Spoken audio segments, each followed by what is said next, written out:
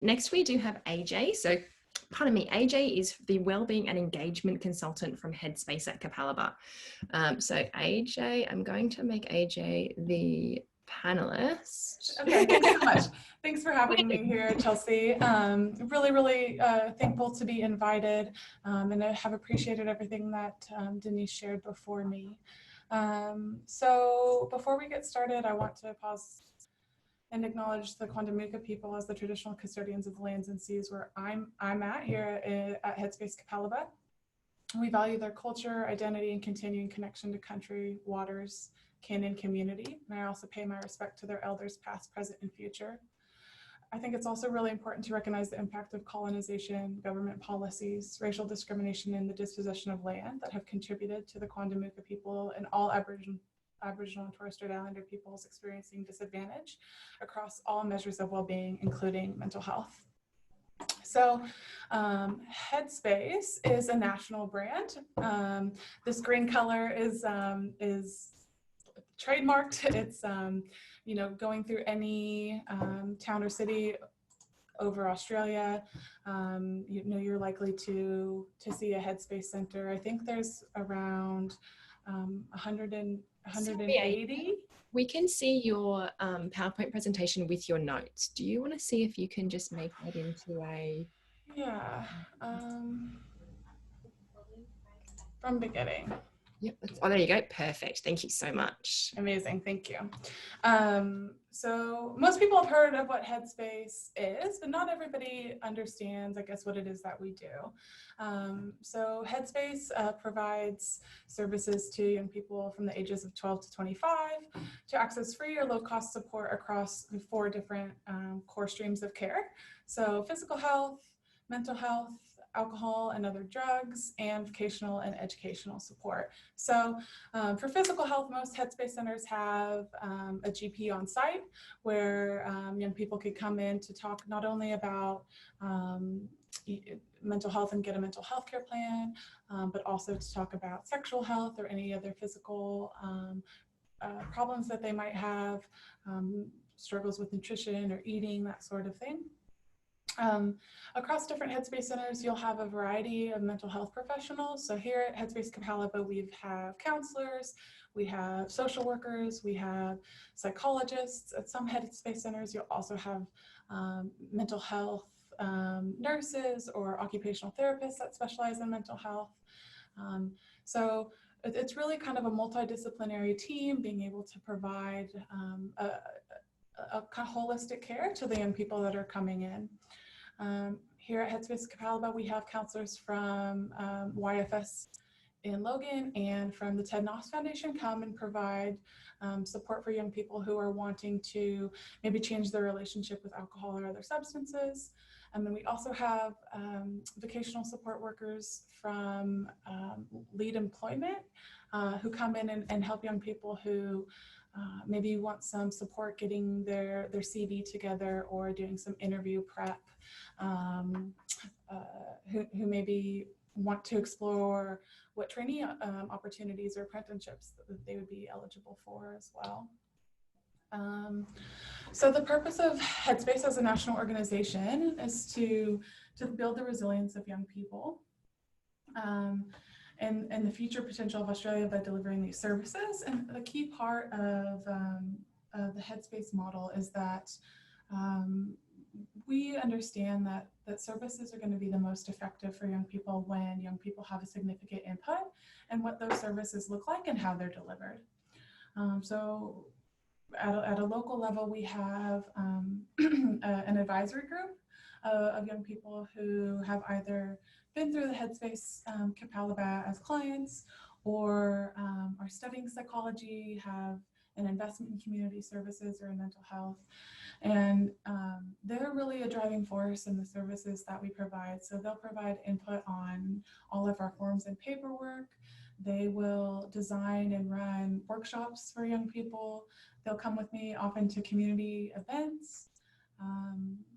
They have gone over all of our, or in the process of going over all of our forms and our flyers that we give to young people to make sure that the language that we use, The graphics, everything is really going to connect with young people and encourage them to engage.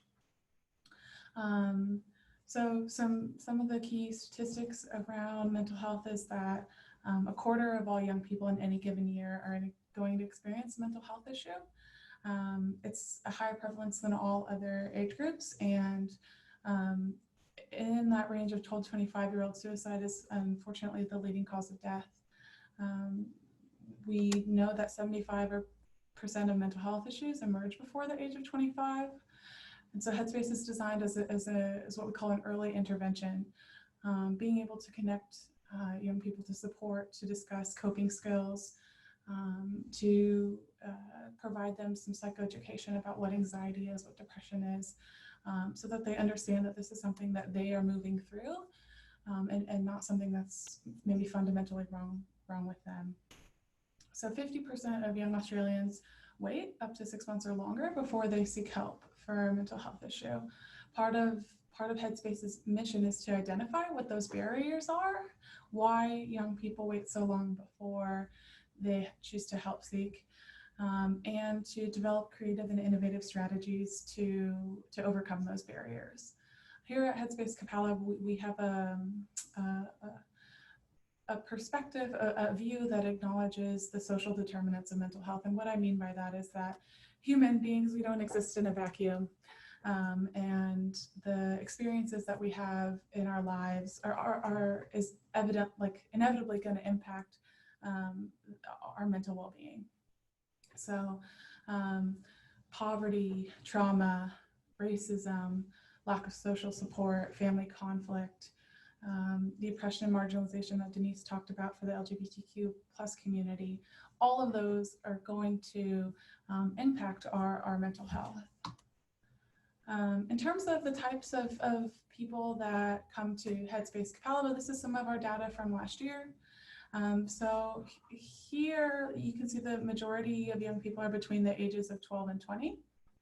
If you talk to Headspace at, for example, Wollongabba, they are much closer to the city, much closer to the university. So their age distribution is going to be a little bit different. They'll see more 21 to 25-year-olds, but this is typically what it looks like for us out here, mostly in that kind of high school age group.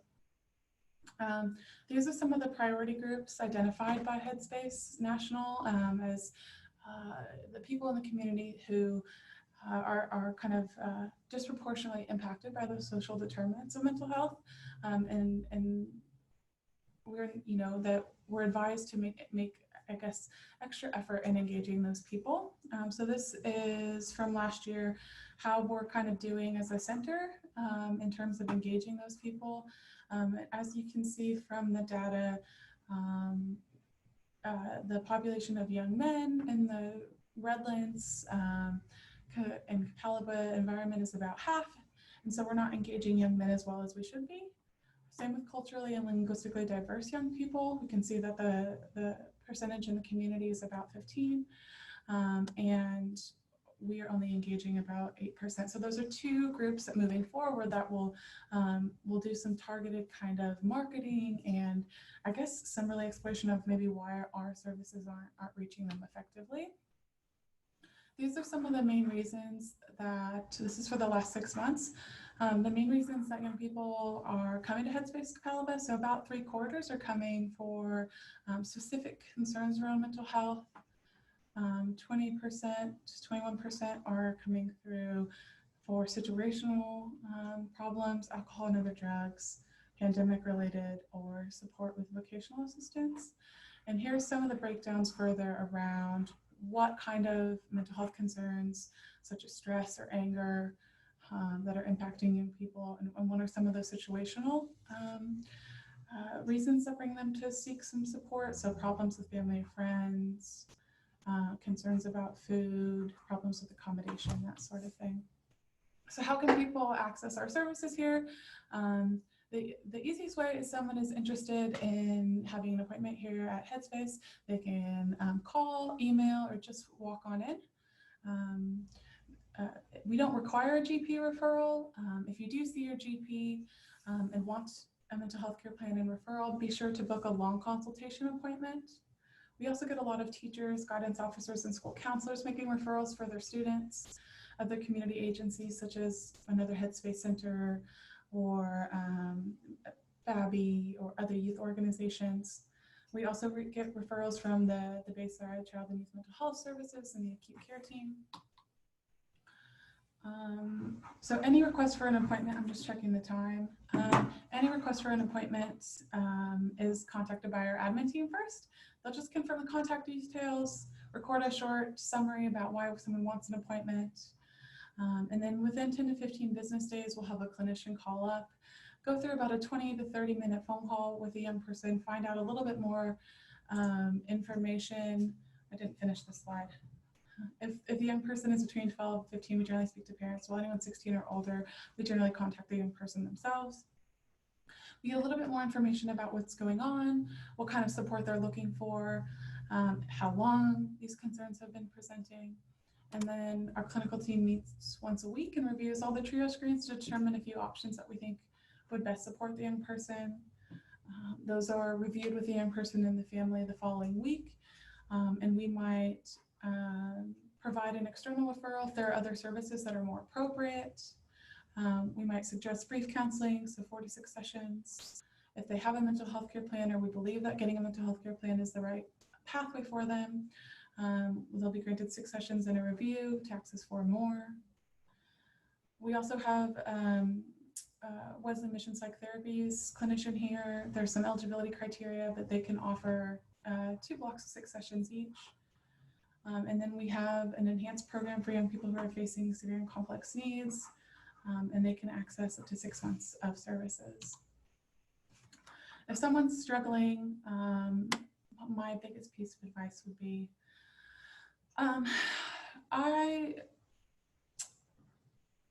I know that when I'm struggling, I generally know what it is that I need to do. So in terms of giving someone advice, I tend to hold off on that. And my go-to would to be more of a reminder that that when we're struggling with life, with being human, it's not because we're doing something wrong. I read a book recently by Glennon Doyle, and she talks about how there's this common belief that we feel like if we're doing life right, that it's not supposed to be hard. And the unfortunate reality is that there are hard parts of life. We can be doing everything right, and there's still going to be times where we struggle. And there's a grieving process around that. I mean, there's a level of acceptance that we have to reach that that sometimes we're not going to be okay, and that is okay. And always want to be reminding people that they're not alone, that there are services out there that exist to support us when we're having a tough time, and that even in the middle of the night when it feels like there's no one accessible, that those support numbers, those counseling lines, that they're there for a reason, and that we don't ever have to, I guess, suffer on our own. And for this one, I kind of already addressed it with the last slide, but if someone lets you know that they're not okay, I would encourage you to be there fully present with them in their pain. It can be really confronting when the people that we care about are in distress, and the go-to is to kind of try and minimize or rush ourselves and others through those uncomfortable feelings. But making space for the whole truth for ourselves and for others is the most healing thing that we can do. And the greatest gift that we can give to others is often just to witness them. So thanks so much for having me. I hope that I provided some clarification on what it is that we do here at Headspace, and just really grateful to be a part of the event. Thank you.